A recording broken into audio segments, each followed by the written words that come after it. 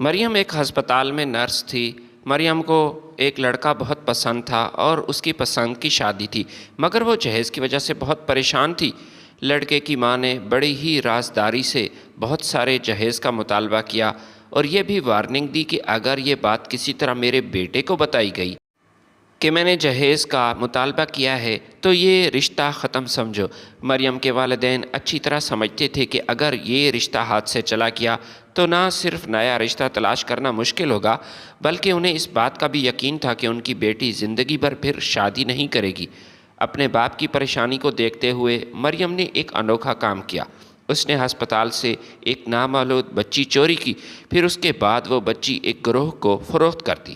بچی کی قیمت 10 لاکھ طے ہوئی اور یہ پیسے جہیز کے سامان کے لیے کافی تھے۔ جہیز کا مسئلہ حل ہوا تو اگلے ماہ مریم کی شادی ہوئی اور اس کے باپ نے سکھ کا سانس لیا۔ شادی کے 10 سال تک مریم کی اولاد نہ ہوئی تو اس کے شوہر ارسلان کے تیور بدلنے لگے۔ وہ اپنی بیوی سے بددل ہونے لگا۔ ارسلان کے والدین بھی اپنے بیٹے کے کان بھرنے لگے کہ یہ عورت بانجھ ہے، لہٰذا اسے گھر سے چلتا کرو۔ ارسلان نے مریم کو طلاق دے کر گھر سے نکال دیا۔ میکے والوں نے بھی اسے قبول نہ کیا تو وہ سڑکوں پر بھیک مانگنے لگی۔ ایک دفعہ بھوک سے نڈھال ہو کر وہ ایک گندے نالے میں گر گئی تو ایک لڑکی نے بے ہوشی کی حالت میں اسے نالے سے نکالا اور اسے نئے کپڑے پہنائے، پھر گھر لے آئی۔ جب مریم کو ہوش آیا تو مریم کی تعلیم مکمل ہوئی تو اس کے والدین پر امید تھے کہ ان کی بیٹی اچھا روزگار حاصل کرنے میں کامیاب ہو جائے گی۔ پہلے تو مریم پرائیویٹ سکول میں ٹیچنگ کرتی اور سکول میں اسے محض 10,000 سیلری دی جاتی، جو کہ اس مہنگائی کے دور میں ناکافی تھی۔ پھر مریم ایک گورنمنٹ ہسپتال میں نرس بھرتی ہوئی تو اس کے ساتھ ساتھ اس کے والدین بھی خوش ہوئے، کیونکہ اس کی سیلری اچھی تھی۔ ہسپتال میں ہی اس کی ملاقات ارسلان سے ہوئی، جو کہ وہاں لیبارٹری انچارج تھا۔ ارسلان نے اس خواہش کا اظہار کیا کہ میں آپ سے شادی کرنا چاہتا ہوں اور تجھے اپنی زندگی میں لانا چاہتا ہوں، مگر مریم کو شادی میں اتنی جلدی نہیں تھی۔ وہ اس بات کی تسلی کرنا چاہتی تھی کہ ارسلان کس طرح کا آدمی ہے، کیا وہ اس قابل ہے کہ وہ شادی کے بعد بھی اس کا ساتھ دے سکے۔ اس نے اپنی دوستوں کے ذریعے ارسلان کو آزمانے کی کوشش کی۔ اپنی دوستوں سے کہا کہ کسی طرح ارسلان سے رابطہ کرنے کی کوشش کرو اور اسے اپنی محبت کا اظہار کرو۔ مریم کی ایک دوست نے ارسلان سے رابطہ کیا اور اسے دوستی کرنے کی کوشش کی، لیکن ارسلان نے اس سے بات کرنے سے اور دوستی کرنے سے انکار کیا۔ اور اب مریم کو اس بات کا یقین ہو چکا تھا کہ ارسلان ایک دل پھینک انسان نہیں، نہ ہی ہر لڑکی سے فلرٹ کرنے والا ہے۔ وہ مجھ سے سچی محبت کرتا ہے، اس لیے مجھ سے شادی کرنے کا خواہش مند بھی ہے۔ مریم نے ارسلان سے کہا کہ اپنے والدین کو میرے گھر بھیجو۔ ارسلان اس بات پر بہت خوش تھا۔ اس نے اپنے والدین سے بات کی کہ میں ایک لڑکی سے شادی کرنا چاہتا ہوں۔ ارسلان کے والدین بھی خوش ہوئے اور پھر وہ مریم کو دیکھنے کے لیے ان کے گھر گئے۔ مریم انہیں بہت پسند آئی اور مریم کے والدین بھی خوش تھے، کیونکہ یہ ایک اچھا رشتہ تھا۔ انہوں نے دیکھا کہ ارسلان گورنمنٹ جاب کرتا ہے اور ایک خوبصورت نوجوان ہے۔ فیملی بھی اچھی تھی، لہٰذا وہ بھی اس رشتے کے بارے میں بہت خوش تھے۔ لیکن ایک بات نے مریم کے والدین کو پریشانی میں مبتلا کیا۔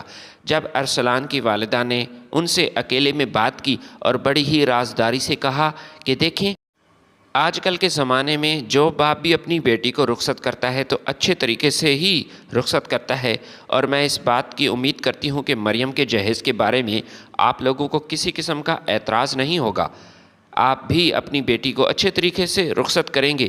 یہ اس زمانے کی ریت ہے اور ہمیں بھی اسی زمانے میں جینا ہے، مرنا ہے، لہٰذا کسی طور پر ہم اس کو جھٹلا نہیں سکتے۔ مریم کی ماں نے کہا کہ بہن، آپ فکر مند نہ ہوں، ہم اپنی بیٹی کو خالی ہاتھ تو نہیں بھیجیں گے اور آپ لوگوں کو شکایت کا موقع نہیں ملے گا۔ مریم نے یہ گفتگو سن لی، دل ہی دل میں پریشان ہوئی۔ وہ اس بات پر پریشان ہوئی جب ارسلان کی ماں نے کہا کہ یہ بات رازداری میں رہنی چاہیے، کسی صورت میرے بیٹے کو اس بات کا علم نہیں ہونا چاہیے کہ میں نے آپ لوگوں سے اس سلسلے میں بات کی ہے اور جہیز کا مطالبہ کیا۔ مریم بہت پریشان تھی۔ وہ ارسلان سے بات بھی نہیں کر سکتی تھی، کیونکہ اسے اس بات کا خوف تھا کہ اگر ارسلان نے اپنی ماں سے بات کی تو یہ رشتہ ہاتھ سے چلا جائے گا۔ وہ کسی صورت یہ نہیں چاہتی تھی کہ ارسلان سے اس کا رشتہ ختم ہو جائے۔ وہ اپنے باپ کے حالات سے اچھی طرح واقف تھی ان کا کوئی ذریعہ آمدن نہیں تھا، مریم کی تنخواہ سے ہی گھر کا نظام چل رہا تھا۔ مریم کا کوئی بھائی نہیں تھا، ان سے چھوٹی 2 بہنیں تھیں جن کا پڑھائی کا خرچہ بھی وہی اٹھا رہی تھی۔ ان تمام باتوں کی وجہ سے مریم بہت پریشان تھی اور سوچنے لگی کہ کس طرح پیسوں کا بندوبست کیا جائے، کیونکہ کچھ پیسے تو اس کے والد نے بیٹی کی شادی کے لیے بچا کر رکھے تھے، لیکن وہ ناکافی تھے۔ اس نے اپنی اس پریشانی کا ذکر اپنی دوست سے کیا جس کا نام شگفتہ تھا، اور وہ اسی ہسپتال میں نرس تھی۔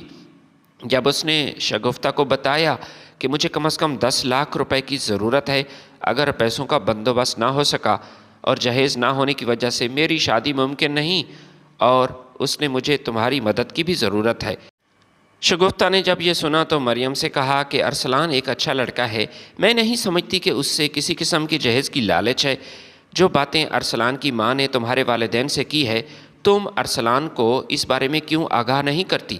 وہ اپنی ماں کو سمجھائے گا کہ چادر دیکھ کر پاؤں پھیلانا چاہیے۔ مریم نے اپنی دوست سے کہا کہ میں سب جانتی ہوں، لیکن میں کسی صورت ارسلان سے اس سلسلے میں بات نہیں کروں گی۔ اگر میں نے ارسلان سے بات کی تو اس بات کا قوی امکان ہے کہ وہ اپنی ماں سے ضرور بات کرے گا، اور میں نہیں چاہتی کہ اس گھر جانے سے پہلے ہی مجھے کئی قسم کے مسائل کا سامنا کرنا پڑے۔ ارسلان کی ماں میری سب سے بڑی مخالفت میں آ جائے، میں یہ نہیں چاہوں گی۔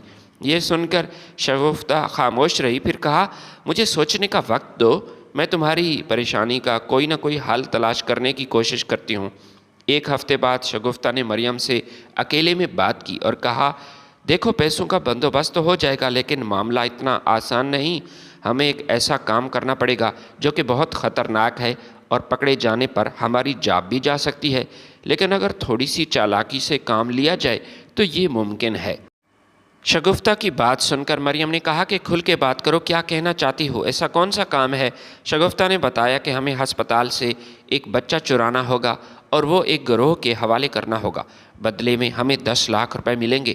مریم نے جیسے ہی بات سنی تو اس کے رونگٹے کھڑے ہو گئے۔ اس نے شگفتہ سے کہا کہ کیسی باتیں کر رہی ہو، یہ تو بہت خطرناک کام ہے، نوکری کے علاوہ ہماری جان بھی جا سکتی ہے۔ شگفتہ نے کہا کہ پریشان ہونے کی بالکل ضرورت نہیں، یہ کام بڑی ہی پلاننگ کے ساتھ ہوگا اور یہ ممکن ہے۔ ساری رات مریم شگفتہ کی اس بات پر غور کرتی رہی۔ محبت بڑا ہی خود غرض جذبہ ہے، اور اس جذبے کی وجہ سے مریم نے یہ قدم اٹھانے کا فیصلہ کیا۔ رات کو ڈیوٹی کے دوران اس نے بچی وارڈ سے اٹھائی اور ہسپتال کے گیٹ تک اس نے وہ بچی شگفتہ کے حوالے کی۔ شگفتہ نے وہ بچی ایک گروہ کے حوالے کی اور اس کام کے لیے انہیں نقد پیمنٹ دی گئی۔ مریم نے اپنے دوست کا شکریہ ادا کیا اور وہ پیسے لے کر اپنی ماں کے پاس آئی۔ مریم نے اپنی ماں سے یہی کہا کہ میں نے ارسلان کی ماں کے مطالبات سن لیے تھے اور میں جانتی تھی کہ بابا اس وجہ سے بہت پریشان ہے۔ اس نے وہ پیسے اپنی ماں کی ہتھیلی پر رکھے تو اس نے اتنے سارے پیسے دیکھے تو حیران ہوئی۔ بیٹی سے پوچھنے لگی کہ بیٹی یہ پیسے کہاں سے آئے؟ مریم نے اپنی ماں کو بتایا کہ میری ایک دوست شگفتہ ہے، اس نے مجھے ادھار دیا، میں اپنی سیلری سے تھوڑے تھوڑے پیسے کر کے واپس کروں گی، آپ کو اس بارے میں فکر مند ہونے کی ضرورت نہیں۔ مریم اور اس کے والدین کی یہ پریشانی ختم ہوئی۔ انہوں نے ارسلان کی والدہ کے سارے مطالبات تسلیم کر لیے اور اسی طرح اگلے مہینے اس کی شادی کی تاریخ طے ہوئی۔ مریم کی شادی ہوئی تو وہ بہت خوش تھی اور ارسلان بھی اس سے زیادہ خوش تھا کیونکہ وہ اس کی پسند تھی۔ دوسری طرف وہ گروہ جنہوں نے وہ بچی خریدی وہ ایک طوائف کو فروخت کی۔ یہ ان لوگوں کا ایک مکروہ دھندا تھا، وہ بڑی ہی رازداری سے اسے کر رہے تھے۔ اس طوائف کا نام خان مئی تھا۔ خان مئی نے جب بچی دیکھی تو کہا کہ یہ ہمیں بہت آگے لے جائے گی، یہ شہزادی ہے، شہزادی، لاکھوں میں ایک، اور اس لڑکی کا نام بھی اس نے شہزادی رکھا۔ مریم ارسلان کے ساتھ ایک اچھی زندگی گزارنے لگی۔ دونوں میاں بیوی ایک دوسرے کا خیال رکھتے، لیکن ایک بات اندر ہی اندر سے مریم کو بے چین کر رہی تھی۔ وہ اس بچی کے بارے میں روز سوچتی تھی جس کو اس نے اپنی ماں سے الگ کیا تھا۔ شہزادی کی ماں کا بڑا آپریشن تھا اور بچی کو ماں سے الگ ایک وارڈ میں رکھا گیا تھا کیونکہ ماں کی حالت بہت خراب تھی اور وہ بے ہوش تھی۔ کئی دنوں تک وہ ہسپتال میں ایڈمٹ رہی اور نرس ان کا بچی کا خیال رکھتی رہیں کیونکہ اسے بھی سانس کا مسئلہ تھا۔ جب بچی کی حالت خطرے سے باہر ہوئی تو مریم نے اس بچی کو ماں سے ہمیشہ ہمیشہ کے لیے جدا کر دیا۔ شہزادی کی ماں کی طبیعت بحال ہوئی تو اسے پتہ چلا کہ بچی کو کوئی اٹھا کر لے گیا۔ مریم شہزادی کی والدہ کا گھر بھی جانتی تھی اور شگفتہ کے ذریعے ہی اسے پتہ چلا کہ شہزادی کی ماں اپنے بچی کے لیے بے چین ہے۔ شہزادی سے پہلے اس کے 5 بیٹے تھے اور 5 بیٹوں کے بعد شہزادی اکلوتی بیٹی تھی جو خاندان والوں کے لیے بہت بڑی نعمت تھی۔ شہزادی کی باپ کو بیٹی کی بہت تمنا تھی اور بڑی ہی منتوں مرادوں کے بعد شہزادی پیدا ہوئی تھی، مگر یوں شہزادی کے اچانک ہسپتال سے غائب ہو جانے پر ان کے والدین صدمے سے دوچار تھے، خصوصاً شہزادی کی ماں بہت بڑے صدمے سے گزر رہی تھی۔ اسی وجہ سے مریم پریشان تھی اور وہ اپنی پریشانی کا اظہار اپنے شوہر ارسلان سے بھی نہیں کر سکتی تھی، کیونکہ یہ ایک ایسا راز تھا جو صرف شگفتہ اور وہ جانتی تھی۔ آج شہزادی کی ماں کو ہسپتال لایا گیا۔ اس کی حالت بہت خراب تھی، وہ اپنا ذہنی توازن کھو رہی تھی، ہر وقت ایک ہی بات کی رٹ لگائی ہوئی تھی، میری بچی کہاں ہے، میری بچی سے کوئی مجھے ملا دے، مگر کسی کے پاس کوئی جواب نہیں تھا، کیونکہ شہزادی کو بڑے ہی پراسرار طریقے سے ہسپتال سے غائب کیا گیا۔ حتیٰ کہ CCTV کیمروں کی مدد سے بھی دیکھنے کی کوشش کی گئی، لیکن سب ناکام ہوئے، اور یہ بات مریم شگفتہ ہی جانتے تھے۔ شہزادی جیسے جیسے بڑی ہوئی اسے کوٹھے کا ماحول سخت ناپسند آیا، حالانکہ اس نے یہیں ہوش سنبھالا تھا، پچھلے 10 سال سے ادھر رہ رہی تھی، لیکن وہ اس ماحول سے نفرت کرتی تھی۔ خانمئی کوشش کرتی کہ شہزادی اس ماحول میں ایڈجسٹ ہو جائے، عورتوں کے رقص دیکھے تاکہ اسے بھی ڈانس کرنے کا شوق پیدا ہو، مگر اس کے باوجود وہ ایسا بالکل نہیں کرتی تھی۔ وہ بالکل سادہ کپڑے پہنتی تھی اور ایسے غلیظ ماحول میں رہنے کے باوجود جب مسجد میں اذان شروع ہوتی تو وہ وضو کر کے نماز پڑھنا شروع کر دیتی۔ اس کی یہ عادت پر کوٹھے کی ہر عورت حیران تھی، دل ہی دل میں وہ شرمندہ ہوتی تھیں کہ زندگی کے اس موڑ پر بھی وہ اللہ تعالیٰ کی نافرمانی سے بچتی ہے جبکہ وہ بچی ہے، لیکن اذان کے وقت ادھر ناچ گانا جاری رہتا ہے۔ مگر یہ بچی سب سے الگ ہے۔ وہ بچی ایک کمرے میں نماز کی حالت میں رو رو کر دعا کرتی تھی، اور ایک بار دعا کرتے ہوئے کنیز بی بی نے اسے دیکھ لیا تھا۔ کنیز بی بی اس کوٹھے پر ایک ملازمہ تھی جو کہ گھر کی صفائی کرتی۔ جب اس نے شہزادی کو گڑ گڑاتے ہوئے دعا مانگتے دیکھا تو اس کا دل پگھل گیا۔ وہ اس بچی کو اس قید سے آزاد کرنا چاہتی تھی۔ وہ جانتی تھی کہ یہ ماحول شہزادی کے لائق نہیں۔ شہزادی کے اندر ایک نیک روح پائی جاتی ہے اور یہ بہت ہی اچھی لڑکی ہے۔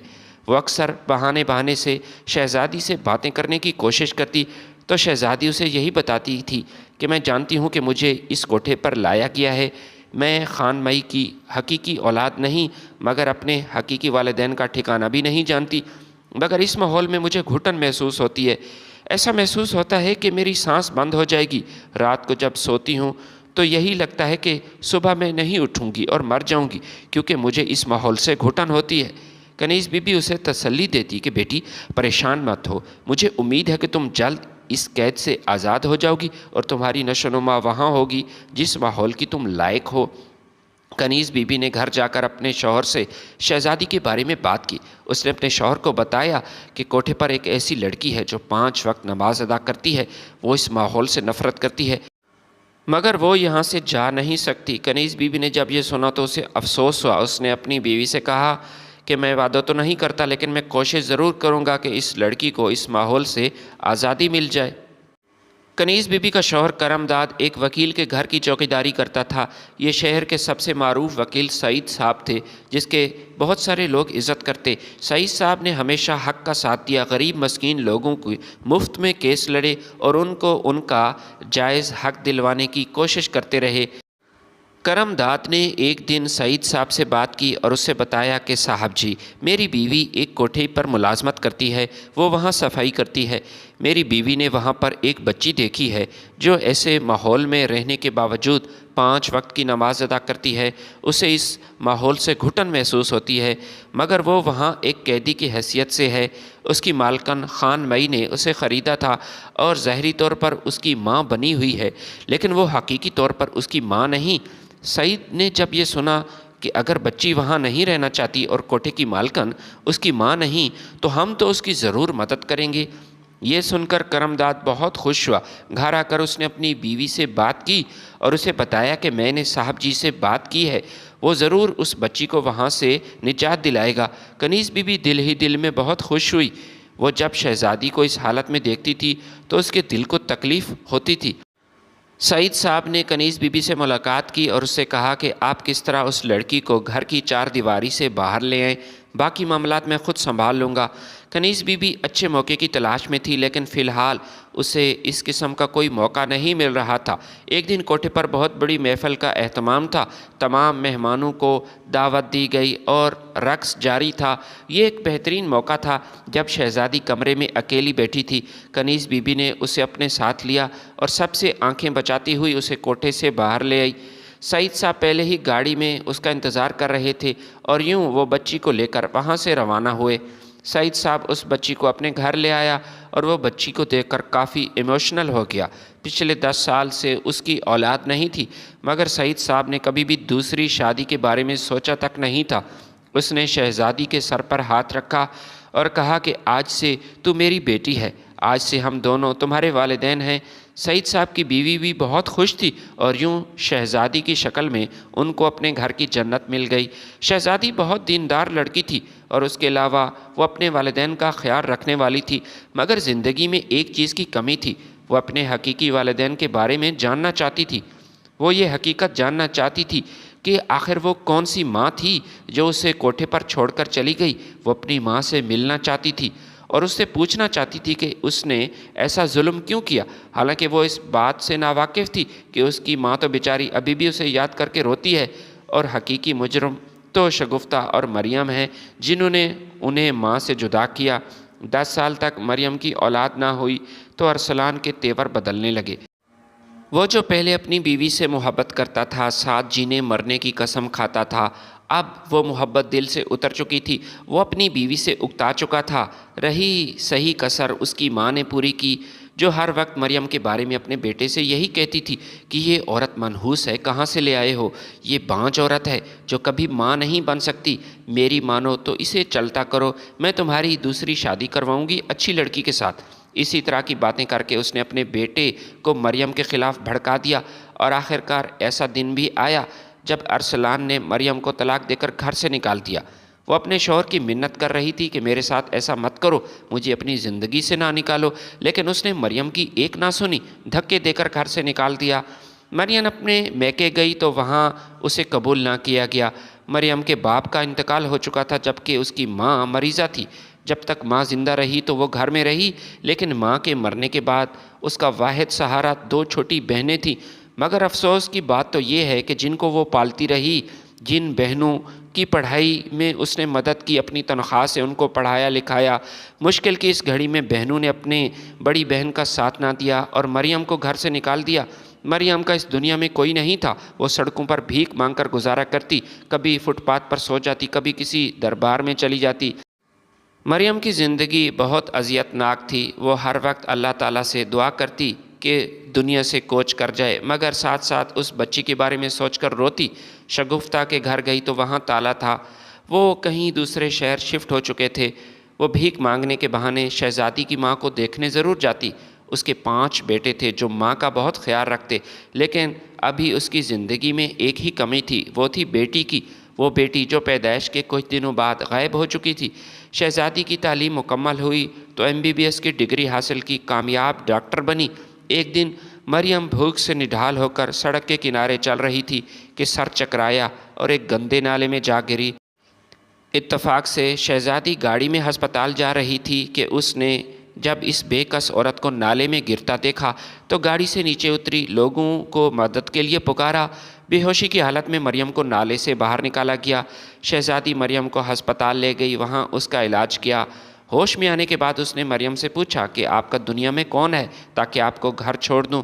مریم نے شہزادی کو جواب دیا کہ میرا کوئی بھی نہیں اس دنیا میں۔ شہزادی مریم کو اپنے گھر لے آئی اور کہا کہ ٹھیک ہونے تک آپ ہمارے ساتھ رہیں گی، اس کے بعد میں آپ کو لاوارث عورتوں کے ایک ادارے میں داخل کرواؤں گی، وہاں پر آپ کا خیال رکھا جائے گا۔ مریم بہت روتی تھی۔ ایک دن شہزادی نے اس سے رونے کی وجہ پوچھی تو اس نے بتایا کہ آج سے 25 سال پہلے ایک چھوٹی بچی کو میں نے اس کی ماں سے الگ کیا تھا اور طوائف کے کوٹھے پر چھوڑ کر آئی۔ شہزادی نے جب یہ سنا تو مریم کو اپنے ساتھ لیا اور کہا کہ وہ کون سی جگہ تھی جہاں تو نے بچی چھوڑی۔ مریم نے وہ پرانی عمارت اسے دکھائی۔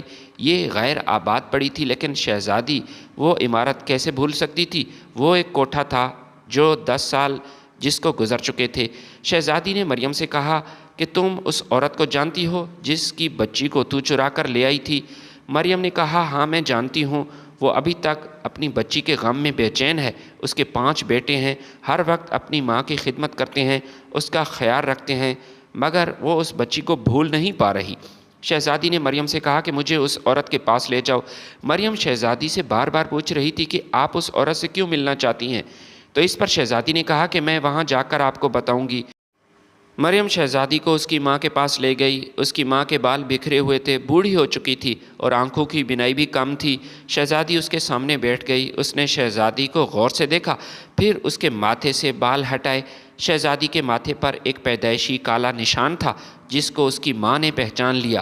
25 سال بعد وہ اپنی بیٹی سے مل رہی تھی۔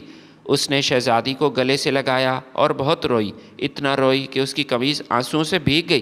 مریم نے جب یہ منظر دیکھا تو دونوں ہاتھوں سے معافی مانگی اور کہا کہ میں دونوں آپ کی مجرم ہوں، میں ہی وہ بدبخت ہوں جس نے آپ دونوں کو آپس میں جدا کیا۔ شہزادی نے اسے معاف کر دیا اور کہا کہ آج کے بعد آپ ہمارے ساتھ رہیں گی۔ شہزادی اکثر کہا کرتی تھی کہ میری 3 مائیں ہیں، ایک ماں جس نے مجھے جنم دیا، دوسری ماں سعید صاحب کی بیوی جس نے محبت سے اسے پالا اور اس کی اچھی تربیت کی، اور مریم کو وہ اپنی تیسری ماں سمجھتی تھی۔ مریم ہر وقت شہزادی کو دل سے دعائیں دیتی تھی کہ کتنی اعلیٰ ظرف اور اچھی لڑکی ہے، جس عورت نے اسے اس کی ماں سے دور کیا، اس نے اس کو بھی دل سے معاف کر دیا اور اسے اپنی ماں بنا لیا۔ اعلیٰ ظرفی کی یہ مثال بہت ہی کم دیکھنے کو ملتی ہے۔ ویڈیو پسند ہے تو لائک اور شیئر ضرور کیجیے گا۔ اللہ حافظ۔